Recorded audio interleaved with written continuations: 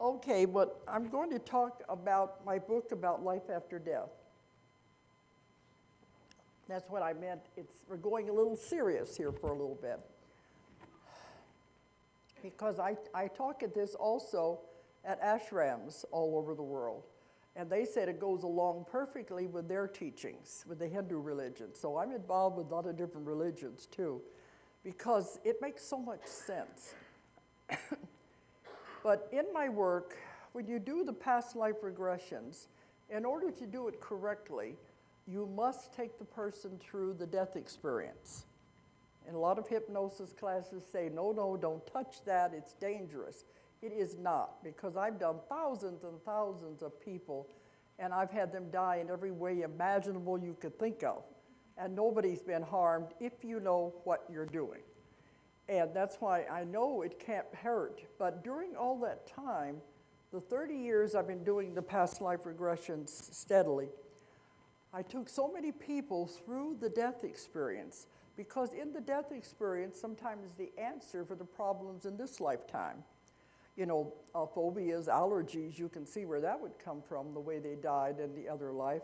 But also medical things that are wrong with the body go back to the way they died in the other lifetime. So all of this is very important. So I found by taking hundreds of people back to the past lives and bringing them back through the death experience, they all described it the same way. They all said the same thing. So this is not near death. This is what I'm going to tell you about is what they described as real death, what really happens when you die and when you cross over. Because near death, you go so far. You have to come back. But this is what happens whenever you go all the way. And I usually give a longer lecture, so I'm going to try to stick to the main points, and then we'll see if you have any questions. Because I encompass just about everything you could possibly want to know in this subject. Okay, what I found out, well, people say this makes them to where they're not afraid anymore when they find these things out. And also they like to know if somebody has died, they want to know where they went. So these are important things to know about. Okay, when the person goes through the death experience and they're dying, they said the first thing, they feel very cold. Then the next instant, they're standing by the bed looking down at the body. It's that quick.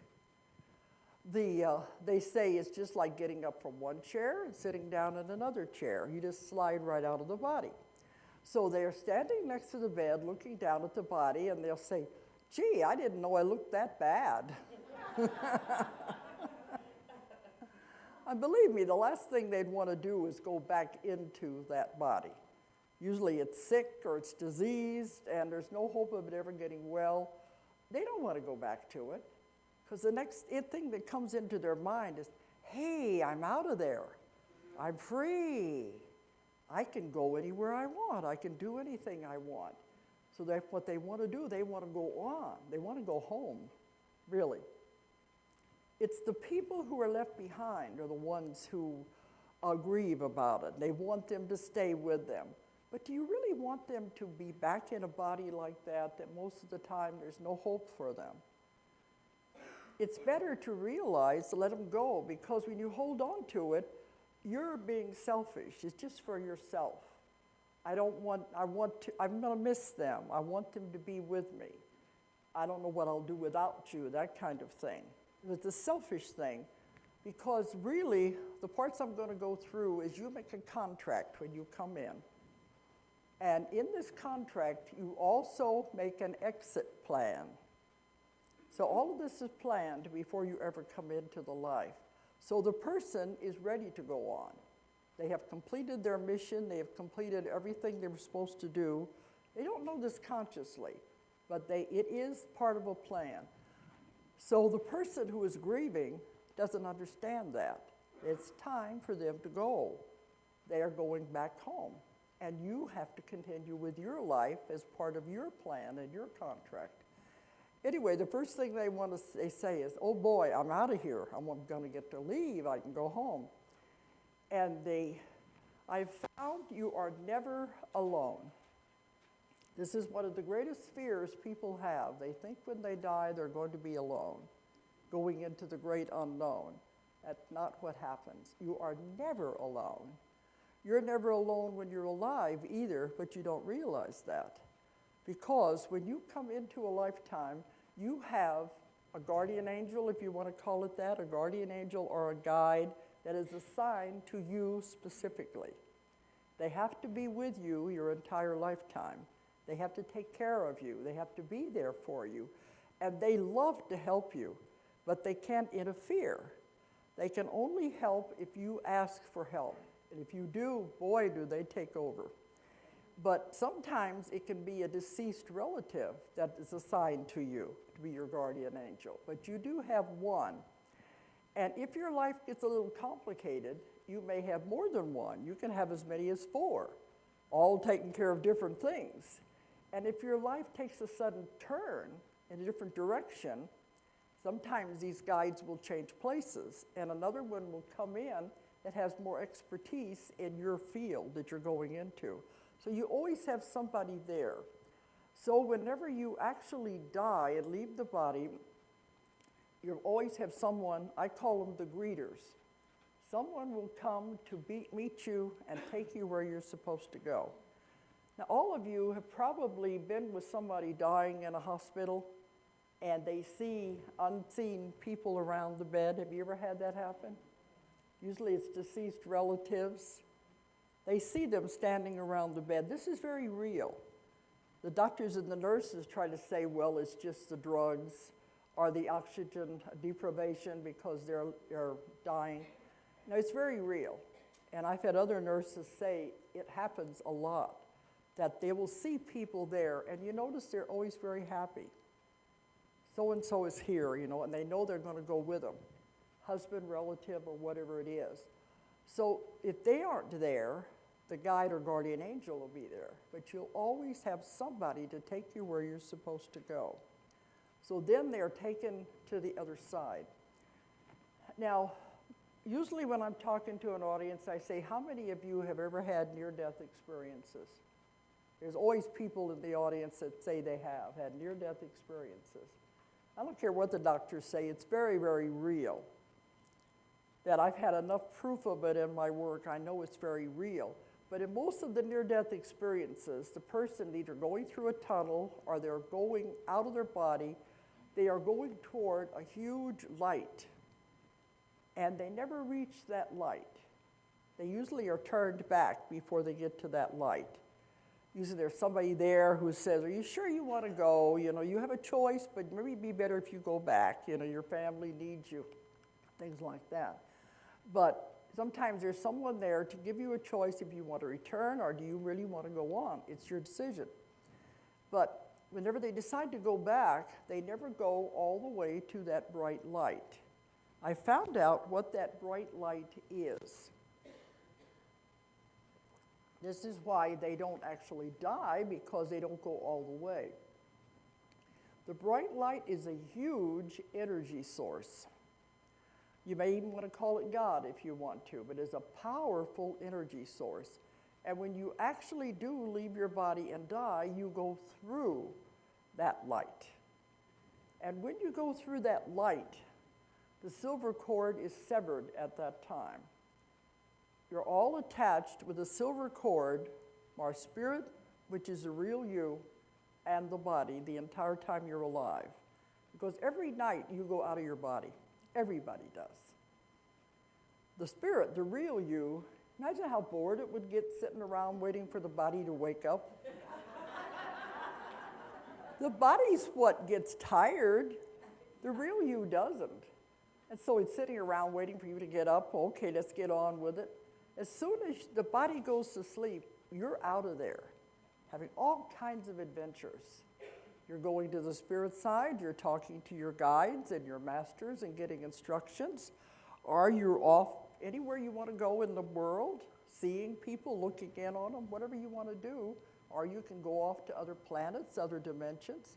You do this every night, but you don't know it because, well, you're not supposed to know it for one thing, it'd be too confusing. But the only way you remember is if you have dreams of flying, our dreams of strange, unfamiliar places. So we're off having all these adventures every night. And in toward morning, when it's time to get back to the body, we are connected with the silver cord the whole time. You're reeled in, so to speak. They reel you back in to where you're back in the body again. Then the body has to wake up and you're ready to continue your daily work. So whenever you actually die, you go through this energy source. At that time, the silver cord is severed immediately by the energy. When that happens, you cannot return to the body again. That's the spark of life. Once that spark of life has left the body, it begins to deteriorate immediately. You ever watch someone die, you know something's gone, it's left. At that point, the body begins to deteriorate. Then you're on the other side and you cannot come back. The only way you have ghosts, you have people coming back and giving messages, apparitions, but it's not the actual person because they can't come back into the body again. So once you get over there, you're met with great love. There is no hell. There isn't. I've done thousands and thousands of cases. There is no hell. Hell is an invention of the church, and you can see why. It was never in the Bible. Something has been invented. There is no hell. A loving God would not do that to people. You are allowed to make all the mistakes you want. You're allowed to come back and do it again and again till you get it right. They don't punish you just because you make a mistake and throw you into an oven. It doesn't work that way. You have to realize you have made mistakes. Earth is a school. But it's a school, you come here to learn lessons, but it's a school where you can't skip a grade, but you can have to repeat a grade. You don't get it right. You have to come back and do it again until you get it right. You can't go from kindergarten to college. It's impossible. You have to learn the lessons, and the lessons are not easy. Earth is a school where you learn emotions and limitations. Those are the two main things, emotions and limitations. Those are not taught on other planets. This is a very challenging planet. So you come here to learn these things, and it's all important lessons. I tell people, everyone has bad things that happen in their life. That's life. But what did you learn from that bad thing? If you learned even one thing, that was the reason for the experience. If you say you didn't learn anything, you're going to have to come back and repeat it again, the same circumstance. It's all teaching us something. And that's what it's all about. It's not easy. Life is not easy. The problem is, when we come back, we don't remember why we came for. But I'm getting ahead of myself. Okay, once you get over there, I have found 3 different places that you can go to. Now, you go to the place that you are tuned to by your vibration and your frequency, because you can't go to anything else. You have to be vibrating at that frequency. And as you become more advanced, if you learn more, each time you die, you'll go a little higher and a little higher. Different places over there, because of the vibration and frequency will match as you grow. And you don't want to keep what I call the wheel of karma. You just keep going round and around and around, making the same mistakes. You're not going anywhere. You're not advancing. You're not doing anything. You're just playing the same old game again and again. That's what we have to get out of that rut. So the 3 places that I have found, it's the lower astral is what I'm going to talk about first, the lower astral. And of course, all these places are divided into many other compartments, also depending on your frequency. The lower astral, I don't think anybody in this room is going to have to worry about. Those are those people who we might consider earthbound. They have lived in such a negative life that they don't realize they can go anywhere else. All they know is life. And these are like the ones who are the murderers, the drug addicts, the alcoholics, the ones that they just don't want to come out of where they are, the very negative people. When they die, they don't know they're dead because they think they're still alive. They don't know anything is going on. And they're so confused because they have died in this kind of a condition that they keep trying to get back into bodies, which you cannot do. I have found there is no such thing as possession. There is no such thing as demonics, because the soul is protected solely by a shield. But they will try, and you can be influenced if you're drinking or if you're on drugs. You can be influenced by these kind of entities. But see, they don't realize they have died. And what they're trying to do is get the same sensations they had through osmosis, hanging around people who are drinking or who are on drugs or who are killing people in back alleys, trying to get the same sensations and pleasures they had when they were alive. Well, the greeter, the one who's supposed to take them on, is there, and they're shaking their heads saying, well, when are you going to get, no, I'm here, you're supposed to go on. But they get so involved in it. But after a while, it's like, this is boring. I can't get the same sensations. I can't do it. I can't get back into what they thought they were supposed to get into. It's boring. There must be something more to it. At that point, they look around and they see the one who has been sent to take them on. They said, are you ready to go now? And so they'll go with them. And they're always met with great love because they know they just went down a wrong path. And all they have to do is they have to go to schools, they have to take lessons on that side so they can be ready to come back again.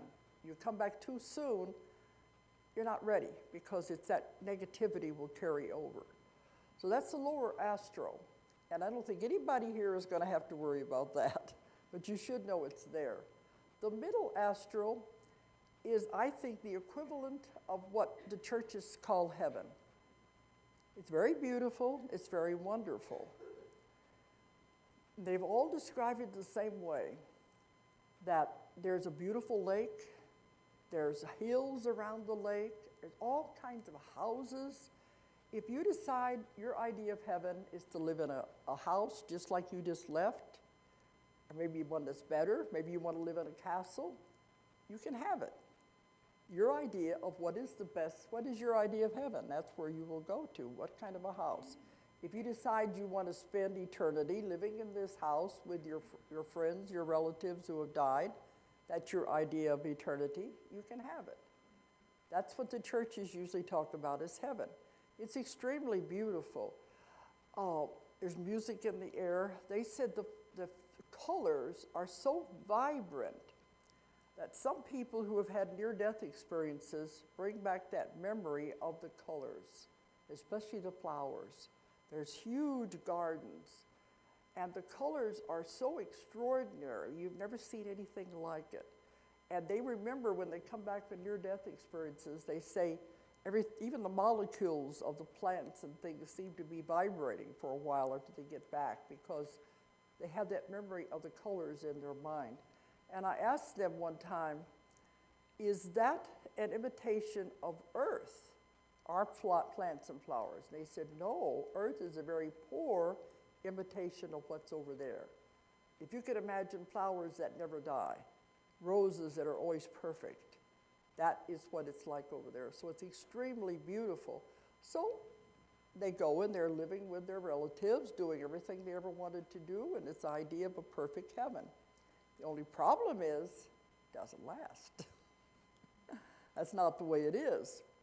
What are you learning if you just had it perfect forever? So after a little bit, a knock will come at the door, and they'll say, okay, you're ready to go up and do the review of your life. And they'll say, what do you mean? I'm perfectly happy right here. I don't want to go anywhere. This is heaven. I don't want to go anywhere. So, see, no, that's not the way it works. You've been here for a little while, but now we got to move on. So they take them up to the review board. And there are boards, there are elders, there's masters. They can't tell you what to do, but they're there to advise you. So you go up and look, and they're going to show you your life. They show you everything you have ever done, every word you've ever said, Everybody you have ever touched or hurt or anything. And believe me, this is not easy to look at. They're showing it very objectively, but they don't show it just from the viewpoint of you looking at it. They show it from the perspective of everybody you were involved with. You begin to see it from their eyes, from their viewpoint. And believe me, that hurts, because all of a sudden they'll say, I didn't know I hurt them like that. I didn't know what I said affected them that way. Because, we do that. We go through life. We don't pay attention to what we're doing to people. But over there, you see it. And you see exactly what you've done and exactly the way it affected the other people. I think if more people understood this, we'd be kinder to people, knowing it's going to come back on us. Because you don't put yourself in their position. But if you see what you have actually done to that person, then suddenly you say, I've got to repay this. This is what's karma. I can't let this go by. I have to do something to repay what I have done to that person. So then you talk to the other soul. You say, well, we didn't do such a good job, did we? Maybe we ought to go back and do it again. This time, you be the husband, I'll be the wife. You be the mother, I'll be the child. Because you can switch roles around any way you want. It doesn't make any difference. It's all a play anyway. It's just a game. It's all a play. I've had people go through the death experience, and when they're up on the other side looking down at it, they'll say, it was just a play. I see all the actors in the wings getting ready to come on and play their parts and put on their costumes. It didn't mean anything. But they said, when I was there, it was so intense. It was so much emotion. And I was in the middle of all of this. But they said, from over here, it's like a blink of an eye. You can look at it from two different things. We get caught up in the illusion. These are the things that are important for people to know about. And it is just a game, just a play, but we're playing different parts. You have a body, you are not a body. This is just a suit of clothes, I call a costume, you put on to play this part at this time. The next time around, suits of clothes, no matter how much you attach to them, how much you like them, they are going to wear out. You have to eventually throw them away. And when that happens, you just get another suit of clothes, another costume to play the next part that you're going to have to come back and do again. So you have to make these plans, and you have to make your contract with these people. Okay, let's go back and let's do it again. Let's try this time. Sometimes they've gone through a series of lives with the same people making the same mistakes again and again and again. And it's finally time to tear up the contract and say, it's not working. Let's just forget about it. We tried, but it's not working. So this is what happens in the middle astral. The upper astral is my favorite place because I love knowledge. I'm so curious. I love research. I want to know more. The upper astral is where the schools are. And the Temple of Wisdom complex is my most favorite place. And you got to remember, in my work, I've heard hundreds and hundreds of people describe these same things again and again and again. If they all describe the same things without knowing what the others have said, to me that gives it validity because it's like a scientific experiment. But they describe the Temple of Wisdom complex. It is composed of many different parts. They're like huge temples. They look like Roman temples with the big pillars. Well, one of the parts that they talk about is the healing temple. And I was told I could do a great service to people to let people know about this because you don't have to die to go there. You can go there in meditation. You can go there in your dreams at night to the Temple of Healing. And they showed me long lines of people lined up. They've just died, and they have to go to the Temple of Healing first, like a cleansing, before they can go on to where they're supposed to go. And as they come in, there's always a guardian of each one of these parts. And the guardian of the temple, the greeters brought the person in.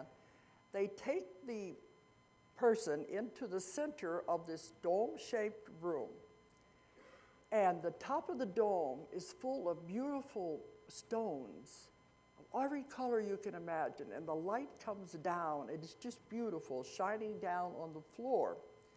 And the person stands in the center of this and is bathed in this beautiful light.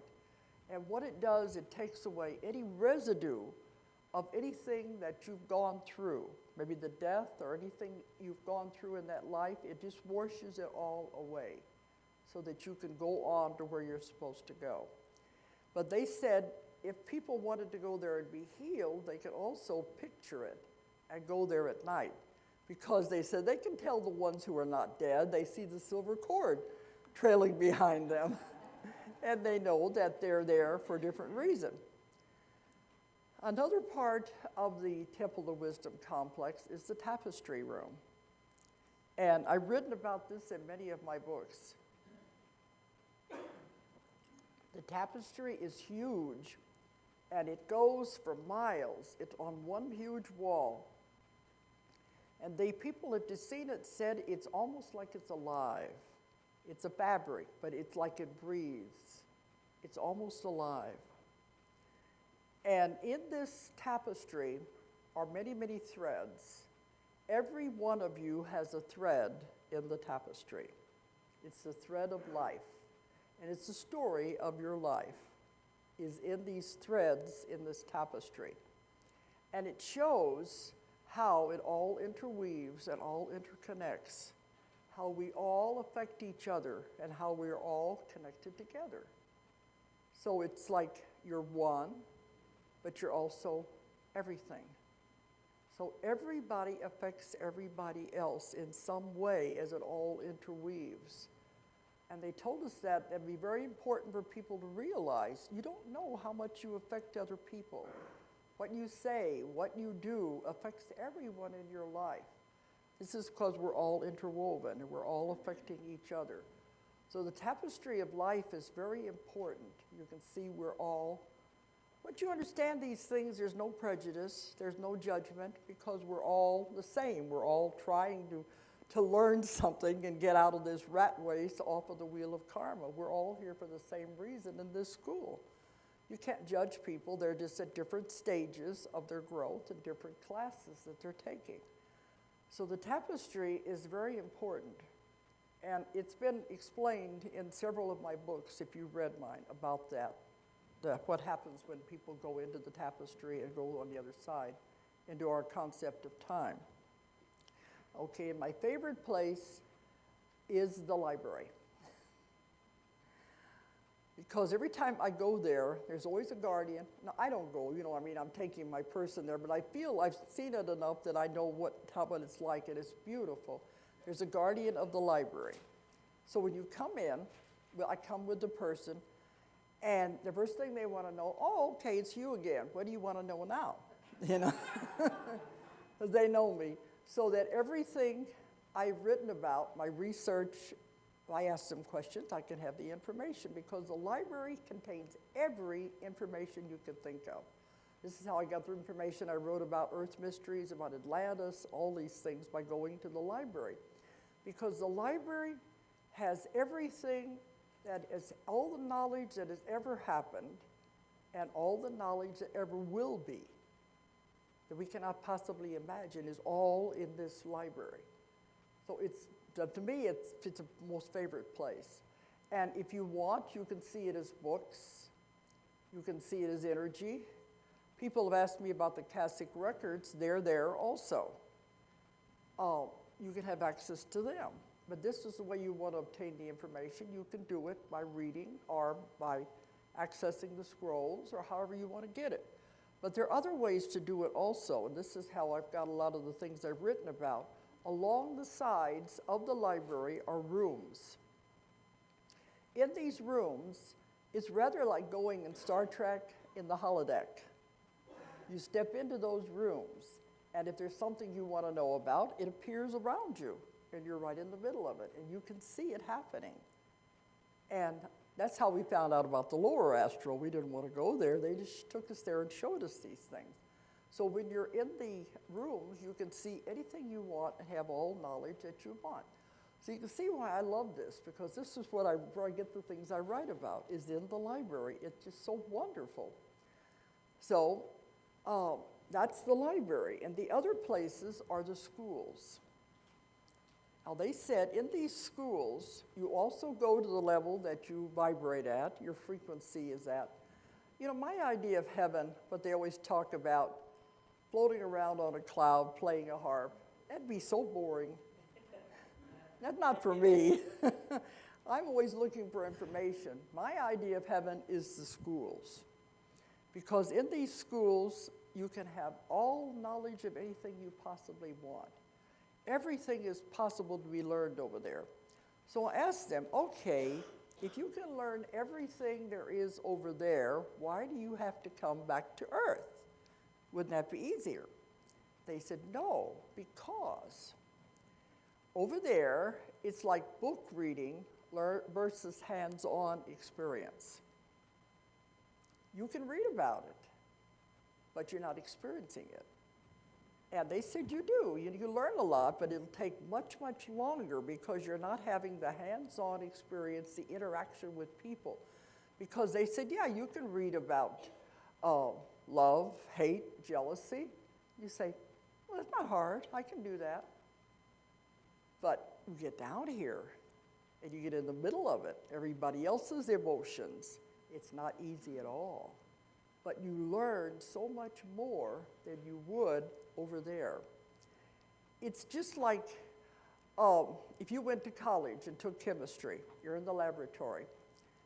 You can read about chemistry, you can read about the chemicals, but do you really understand it till you go into the library and start mixing the chemicals? You have to have the hands-on experience. The same way with learning auto mechanics. You can read about how a motor works and how to tear it apart and put it together, but do you really understand till you go and start taking it apart and putting it together?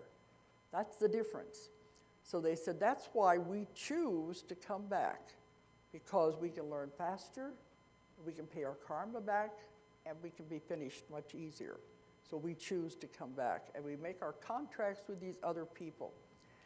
Now, there is nobody sitting up there on a throne judging you and punishing you. People blame God for everything. Believe me, He is not doing this at all. You do it to yourself. You can't blame anybody but yourself. They say, I don't remember writing this script, but that's exactly what happens. You're the one who is writing this whole scenario. There's nobody up there who is judging you and punishing you. You see your life. You see what you have done. You see the people you have hurt. You make the contracts. You judge yourself. And there's no harsher judge than you yourself. You see, you're the one that are creating this because you know you have to pay these things back, and that's where karma comes in. So anyway, you make your contract, and you're ready to come back. Okay, you have your little package or your nice little plan. You come in and say, okay, I'm going to do all of this. I want to get it all done at one time. I want to really finish. I don't want to have to come back and do it again. This earth is hell. They've told me that many times. Earth is hell because that's where people hurt each other. It's not what you think it is. So that's why they don't want to really come here, but they know they have to in order to get it all worked out. So you make your plan. And the guides and the guardians and the elders and the masters are working with you as you're trying to make your plan.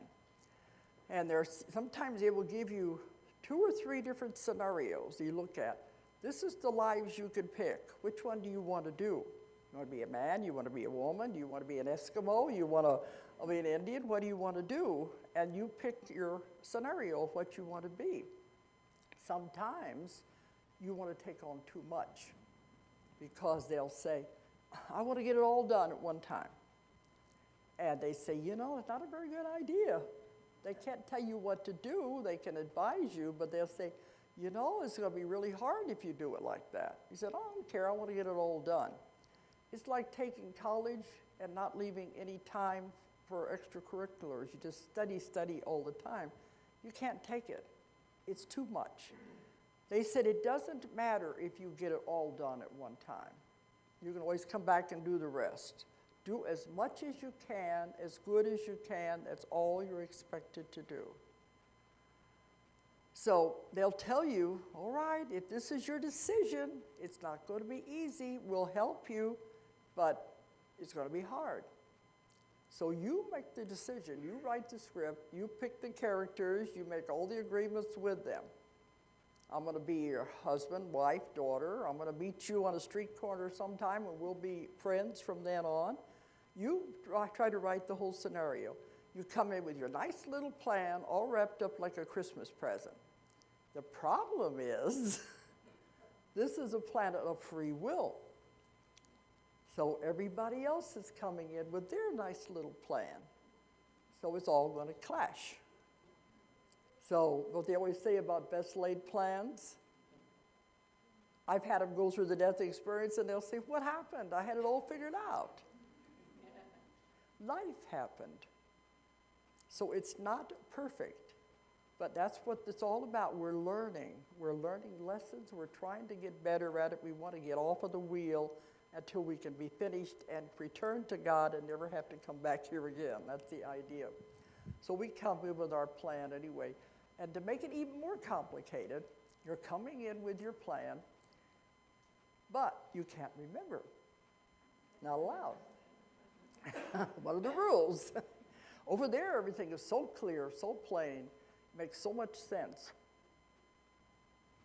But you come in, the blinders come down. You forget everything. And I asked them, I said, wouldn't it be a lot easier if we knew why we were coming here? We remembered. If we knew our connection with all these other people, wouldn't that make it a whole lot easier? They said, no, it wouldn't be a test if you knew the answers. So you've got to come in totally blind to everything. And what they call it, the blinders. And when you die, it's all taken off, and you say, oh, look at this, you know. Then you're back with total knowledge again. But when you come in, it's all shut down. I've had them go through the birth experience, and they're saying, gotta remember. Then they're born, and they'll say, I don't remember anymore. One of the reasons why babies, you know, they have to go for the first 2 years of their life learning how to crawl and to walk and to talk, because they're forgetting everything if they remembered anything at all. You've got to learn how to be a human being. It's not easy. During the first 2 years of a baby's life, it's still going back and forth. That's why you sleep so much. The baby sleeps so much. It's still going back to the other side, getting last-minute instructions and last-minute advice from the council. And this is why older people, too, you notice when they're getting older and you think they're going to die, they start sleeping a lot. They're actually going back and forth and getting their instructions, and they know when they're going to go. Now, I said in the beginning, I'll try to leave some time for some questions here. This is a big subject, and it's covered in, this is the book, it's called Between Death and Life. People always say, don't you have that backwards? It's supposed to be between life and death. No, it's between death and life. Whole new existence between what you think it is. I wrote this, it's been 15 years ago. It's in 20 different languages all over the world, and more coming. So people said it's very important, but it has all of the questions you could possibly want. It's a big subject, so I can't cover it all. I'm trying to hit the basics here. But, you see, where was I at there? Okay, you get down here then, and you have to start all over again with everything. Oh, yeah, the exit plan. Part of your plan that you make, your contract, you decide how you're going to die, how you're going to exit. You got to have a way to get out of the body. Nobody dies until they are ready to die. That may sound cold, may sound hard to understand. They don't know this consciously, but on the other part where they have made their plan, they know they are planning to go out at a certain time. They know how they're going to do it. They say, well, it'd be interesting. I think I'll go out in a train wreck. I haven't done that for a while, so let's try that, you know. You decide how you're going to do it. And you're the one that actually makes the plan of how you're going to leave the body when the time comes. You go out in groups. Some people come in groups. They like to be in groups, and they'll say, okay, we're going to go out on an earthquake. We'll go out together. Are we going to go out with 9/11? Nothing is ever an accident. It's all planned ahead of time. So when you look, these things, you can look at all of this from a totally different perspective. That it's more of a plan to everything than you realize. When you understand that, you can control your life, just like Ron was saying. I give lectures on that too. Once you realize everything in your life you have put there, you have created, you have done it. People don't like that because sometimes their lives are a mess. But when they realize you have put it in your life, if you've created it, you can just as easily uncreate it. Once you realize the power that you have, we are a creative being. We can do anything we want. But I like to think sometimes if the person makes changes in the way they want to go out, they can stay longer if they want to. Because I've had so many different things like this happen. But really, when it comes time to go, you have decided to go. Dr. Barnett, who spoke here the last 2 years, I published 3 of his books, and he's a wonderful man. He was 45 years as a doctor, and he was the head of a hospital, and he was trying to teach how our minds heal the body. And he said that when he was in the hospitals, they would have a code blue, somebody with a heart attack, and it was an older person. He was taking his own sweet time getting to the room because he said he knew they wanted to go.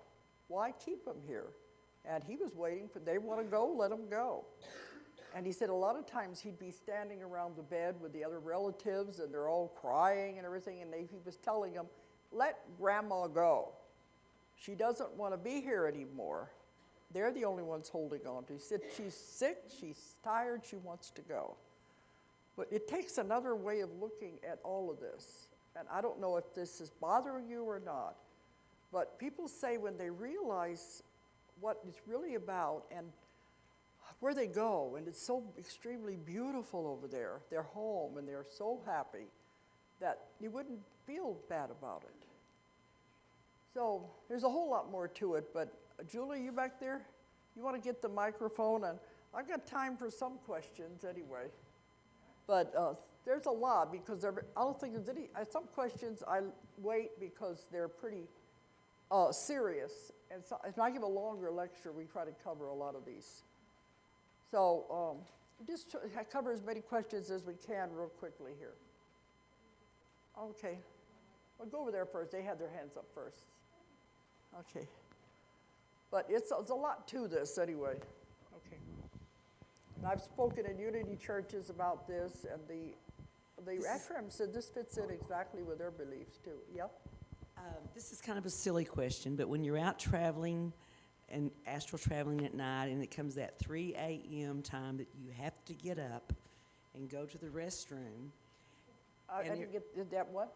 Okay, when you're traveling and you have to wake up in the middle of the night. Oh, when you're out of your body. Does your cord does a cord come back in when your body becomes awake again? You're for reeled that in. break? Yeah, you're reeled in when it's time for the body to wake up. This is like when you have to go back in when you have to go to the restroom. Well, yeah, the body is saying, I need attention. So it brings you back in. Yeah. And the other question is, when you are ready to exit, do you have that innate knowing that it's my time? They're ready to go. Okay. I would like to say some people have told me sometimes they wake up in the morning and they feel paralyzed and it scares them because they can't move. All it is the connections have not been put back together again, and the soul is entering the body again. You just wait a few minutes and it'll all be hooked back. Sometimes the person wakes up too quickly. Maybe there's a noise or something that wakes them up before they're all the way back in their body. I had one woman said she went to the doctor, he spent $7,500 on sleep tests. And if all it was that she just wasn't hooked back up as she's coming back in the body. These things are simple to understand when you understand how it works. Okay, one behind, yeah. You're a mother have been a nurturing mother. You pass away, and I understand the part about going to heaven, following the light. I don't believe that they're up there playing golf and get to live in a beautiful house or anything like that. My thought is that they come back down, that God sends you back down into somebody that needs your help. Like my mom passed away. Yeah. I have a sister that is dying of cancer. I just can't imagine my mom just hanging up out there, having a good time, and God just sending her to school, and she's not helping my sister. How do you know she's not helping her? Oh, I know she's got to be. That's where she is. That's Like where I she's said, got sometimes the allies. relatives are assigned to come back and take care of the ones who are still Yeah. alive You know? if they're needed. Yeah, I would think so too. I just, you But know. otherwise, they're sitting up there and they're asked, do you want to come back? And they said, oh, no, they'll be here in a blink of an eye. Don't worry about it. They know you're coming. So Really? they've got their own life to live. I don't know if that makes Really? you feel any better or not. but No. They know you'll be there eventually. Well, especially, you know, a child, you know, when a parent passes, okay, there's usually a succession that you Yeah. expect. And when a younger child dies, is in the. I have had that many clients come to me that their children have died and they're very upset about it. And during my work, we can contact the part of them that has all of the answers. And always says the same thing. Their contract was finished, they did what they had to do, they left. It affects us, but they knew what they were doing. That soul is never a child's soul, is never a baby's soul. It's been around forever. So it makes a decision. Okay, I'll go in, I'll just live for a few years. Maybe my mother will learn something. Maybe the relatives will learn something. You have to look at it from a different viewpoint. Did you learn anything or not? That's the thing. So I do a lot of counseling with parents, because that's part of my work as a therapist. I do work with these people on their problems, and so I've heard this a lot, and it does help them. I had one woman who was grieving for her sister, and instead of going into a past life, she went to the other side, and she saw her sister walking toward her through this beautiful garden. And as she got up, she said, she was talking to her sister, and she says, what happened? We thought you were getting well. What happened? She said, it was my time. She said, let me go. Can't you see how beautiful it is? Live your life. Because it was her plan. But she said, can't you see how beautiful it is? Let me go. And I did what I was supposed to do. And you look at it from a different viewpoint like that, it takes a change of where we've been taught. But you can see everybody has their own plan, and your part in it is, how do you react to it? How did it affect you? You learned something or not? You know? Okay, we got just a little bit. Just one more question I want to ask about something I've been wanting This to know is for a not an long easy time. subject, I know. So I deal with this a lot, yeah? I've studied this subject a lot too, and I know a lot of the things that you've said, but the one thing I've always questioned is someone that comes in retarded, are they going to be able to, or many things that they come in with real severe ailments or something, are they able to make a big step in that one lifetime? Is that what that's about? Yes, because you make yourself sick. There are more souls in line for the handicapped bodies than for normal bodies. You can see why. Because usually they can pay back more karma in one lifetime than it would take them 10 lifetimes to pay back. They're learning a lot, but what are they teaching others? The person who takes care of them? Anybody they come in contact with, how do you react when you see a handicapped person? They teach you everybody they come in contact with. And you're learning something from everyone you see. So there are more people in line for the bodies that are handicapped and diseased, because they're learning and they're teaching other people. When I see somebody who in a wheelchair or who is a retarded child, I just think, you chose a hardwood this time, didn't you? It's a different way of looking at it. Okay, just a few more here. There have been accounts written of people who have had near-death experiences that have been very, very negative. I've And never had a negative one. But, I mean, I have chosen not to read those because I didn't want that in my consciousness. I have had them say if the person experiences a negative near-death experience, because that's what they were expecting. From the brainwashing of church and everything, they'll say you're going to hell, you're not good enough, nothing good can come out of this. They'll go to what they're expecting, but it's not real. So they don't stay there. They've told me that. If that's what you're expecting, you'll see it. But a lot of it does have to do with the brainwashing. And my daughter worked in hospital in intensive care for a long time, and she said the hardest things that she had to witness was these older people dying, and they're saying they're dying in fear because they said, I've been told by the church I'm going to hell because I'm not perfect. And they knew, even though they lived a good life, I'm not perfect. So why should they die in fear just because the church says that's the way it should be? So that's what I mean. You've got to get rid of that fear, because then naturally they're going to see something awful because that's what they've been promised. But you don't stay there. Well, I never read those. What? I never read, I chose not to read that type of book because I didn't want that type of. Yeah, because there are people that write these kind of things. But I've done enough cases and they've told me time and time again, it doesn't happen. But if you're expecting it, anything you believe is real, you know. Okay.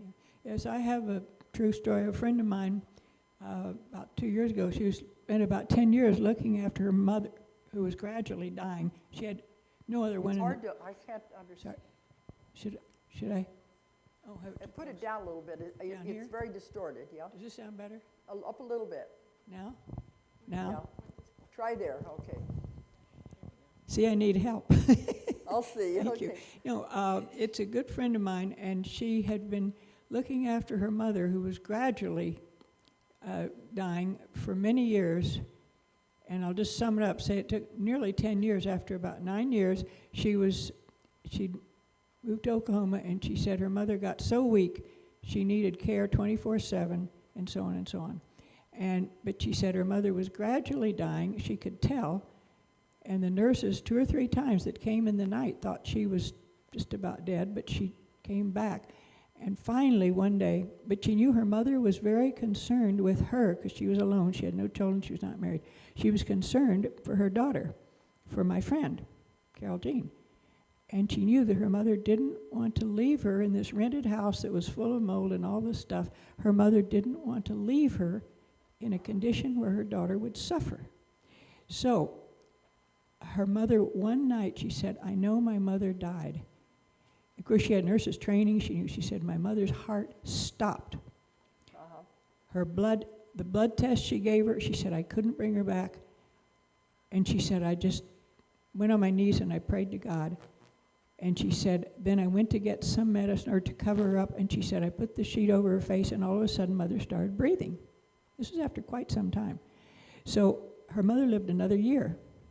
And in that time, my friend was able to buy a house, to clear out the mold, to change her life, to be able to prepare to do other work when her mother was gone. And a year later, almost to the day, her mother did pass on, and it was the same day that her father had passed on 15 years before. So she had a choice, apparently. Okay, at my work, you see what's happened here? Why would they be dying for so many years? Why did they have to have the person taking care of them all those years? Karma. There was karma between the two. It had never been worked out. If it had been worked out sooner, it would have been solved sooner. Because it wasn't, they were hanging on and going on with it, dragging it on much longer than it should have been. There was something there from another life that they just wouldn't let go.